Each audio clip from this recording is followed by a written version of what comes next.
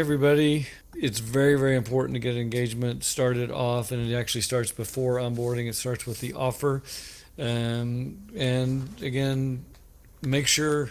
So in our program, we're offering to clients everything. We're offering them, bookkeeping, accounting, HR, payroll, tax planning, tax returns, software help, help finding the insurance broker, the merchant services, the banking, the POS system, help with licensing, compliance, all these many things. So first and foremost, I better price it right if I'm going to be doing so many things for that client. I might even delve further into operations. So make sure your offer matches what you're going to do for that client. Get the engagement letter signed and collect your retainer up front. We don't deal with receivables. I tell our clients you can fire us anytime, but I'm getting paid up front because I'm not going to, I get it at farms and manufacturings if cash flow is tight. The first people you usually quit paying are attorneys and accountants because you need to run the farm. So that way we're going to make sure we get paid up front as well. You've got to have a really good PBC list. You want to make sure that's called prepared by client documents. You want to make sure that you get every last thing you need to get the engagement off to the right start. You cannot do accounting with outsourced documents and access to whatever you need. So it's going to include everything from permanent file things like organization docs, leases, insurance policies, cannabis licenses, ownership documents, corporate documents. Do you have a stock option plan? Do you have convertible notes? We need all that to even get started. We're going to help set up a perpetual data room on the client storage and help them organize it so that it will actually be useful for them going forward, and also that we know that it's complete in case they get audited as well. So while we're getting that out to the client, we're having at least once a week meeting with the owner to check in. Where am I having trouble? What am I not getting? The first meeting, I want to go through the org chart. Who's doing what where? Who's ahead of the grow? Who's your right hand person now? Who's doing any bookkeeping or whatever? I want to know who's doing what, because then I'm going to be doing what we call our walkthroughs, where we're going to walk through the revenue cycle and collections, walk through the expense cycle, the inventory cycle, the payroll cycle. We need to do that to document our accounting policy procedure manual. Also, where are there any holes, internal control weaknesses? Do they have governance set up? Are we going to be improving that? So I'm going to be doing walkthroughs as we're also collecting these PBC documents. And during those walkthroughs, and as I'm meeting other people, the head of different departments and whatnot, oftentimes I'll be able to gather PBC on the fly. If I'm talking to the grow person, maybe they'll give me a list of all the strains and the last time they were counted or whatever. So that can actually improve our PBC list as well. So the way we don't onboard is send a PBC list over and check back at the end of the month and say, oh, you didn't give me anything. And now the client's pissed off. Oh, well, I just paid you, Andrew, $8,000. You haven't done anything. So it's going to be highly interactive. I'm going to be in there doing the walkthroughs. At the same time, we're getting the PBC. If there's any cleanup, we're going to be downloading, say, the company started at the beginning of 2024. I'm going to be downloading out of, say it's in QBO, downloading all of it into Excel for 2024. I'm going to be sorting that by materiality. I'll probably be outsourcing it to bookkeeping under me to make sure we have actual documents for anything on last year. So we'll be working on that. We'll be working on PBC. We'll be working on controls all at the same time. Very, very important as well. We're going to document our control weaknesses. I also want to get a debt confirmation letter. I want them to sign in writing. Hey, Andrew, you found a mortgage for $100,000 and my mom gave me $10,000 and someone else gave me some money. I want to make sure we have those debt agreements in writing. And I also want the owner to tell me, hey, Andrew, there are no other loans outstanding. So if it's not one of these three, it doesn't exist. So when 8 months later, someone walks in and says, oh yeah, I loaned Joe, the CEO, $40,000. It's not going to be a surprise to anybody. Same on equity. I want to know who has equity. Oh, you gave sweat equity to Sally. digging up the garden over there of 10%.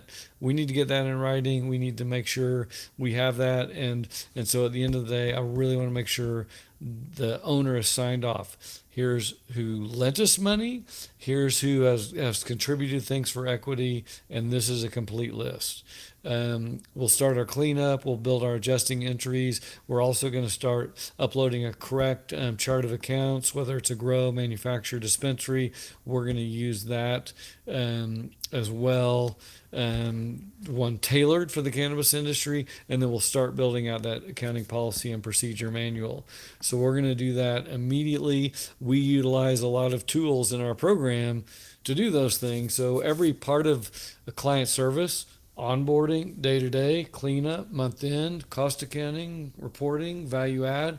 We have a whole series of tools already built that I've built over many years and had vetted and approved by the many CPAs in our program. But some of the tools, I'll just post these in there. We need the engagement letter tool. We need the perpetual data room. We need our PBC list. We need our action plan tool. We need our chart of accounts ready to go. We need our debt confirm and equity structure confirm letters.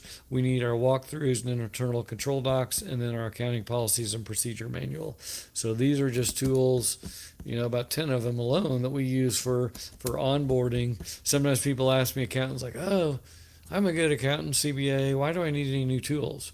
Well, trust me, you will need them, just like I needed them back when I got my first cannabis client and was, in my opinion, a very high level CPA out of Big Four, been a CFO for 20 years. None of the stuff I had for all those other industries really worked. I had to build them from scratch, make sure they were tailored to cannabis, whether it was a PBC list or the engagement letter or our accounting policies and procedures. And so now me and everyone in my program has those built out, not only built out, improved over the years, updated, vetted. So they're world-class tools. They have been tried and tested so many times by this place. So again, onboarding is super important. It's going to be very interactive. If it's a very messy cleanup, we're going to do, it might take 90 days, it might take 120 days. The client's going to have to help. But again, that's why I'm going to be talking to the owner every week. Now, the owner, I'm going to try to say, hey, you're paying me. You've got other people here. I don't need you personally, the owner, to get me this stuff. But you need to tell me, oh, Joe's going to get you all the farming documents. Sally, she's got all the insurance policies. I need to know where to get stuff. And then I can bug you in the weekly meeting. Hey, I've asked Sally 3 times for the insurance policy, and I'm still waiting. And by the way, before the call, I will update missing items on our PBC list, what's been given, what's not, and who's missing. I'll give it to the owner and the 3 people CC'd who I'm waiting for stuff, and usually that lights a fire into them. If they see like, oh, I'm the roadblock. I'm Sally. The owner just saw that. They usually don't want to make the owner angry, and the owner. One more reason why I like my clients to pay me top dollar for delivering a top shelf product with white glove service is that means they get it that finance and accounting and tax are a very important part of the company. They're paying for it, and they're not going to put up with someone in some department not giving me what I want. And so we're going to be meeting very regularly to make sure that gets done as well. Let me look on cleanup stuff as well. We're going back on the back years again. We're going to download 1 year at a time into Excel. We build another tool we use is called our permanent audit trail. So we will do that normally we do it going forward every single month with tick marks and tie outs. We'll use that tool for a whole entire year for prior years, and we will tie out every single balance sheet account, all the material P&L accounts to make sure we have good support for all those. We want to make sure, first and foremost, clients are audit ready going backwards all the way through current. If the state shows up, if the IRS shows up, if OSHA shows up, if whoever shows up, that we've got your butt covered, that you're doing things right. If the insurance company comes up or the bank, we've got you ready, up to date all the time. And then not only that, you're secure that you kind of protected the downside. Now let's use this stuff that we've got updated in the perpetual data room. We've got the permanent audit trail built, tied out. Now we can actually use this stuff. How? loans, new equity, M&A, um, managing the company because we got good data that's tied out. It's rock solid. So there's many uses to add value, but first let's start with just making sure we got the downside protected as well. Let me think. Anything else on onboarding? Cleanup, we want to make sure things are accurate but also complete. Sometimes people miss that. You tie things out that they show you, but you forget to, like that debt confirm letter. We want to make sure there's nothing missing. Where are things often missing? Liability side. On the asset side, existence and accuracy are more important. We want to make sure if a client tells us they've got $2 million of inventory, they actually have $2 million of inventory. Someone's gone out there and counted it. Or if they tell me they own 3 tractors, that each cost 50 grand. I want to see, did they actually buy these? Or, I meant that second tractor, I borrowed that from my neighbor next door. It shouldn't be on here.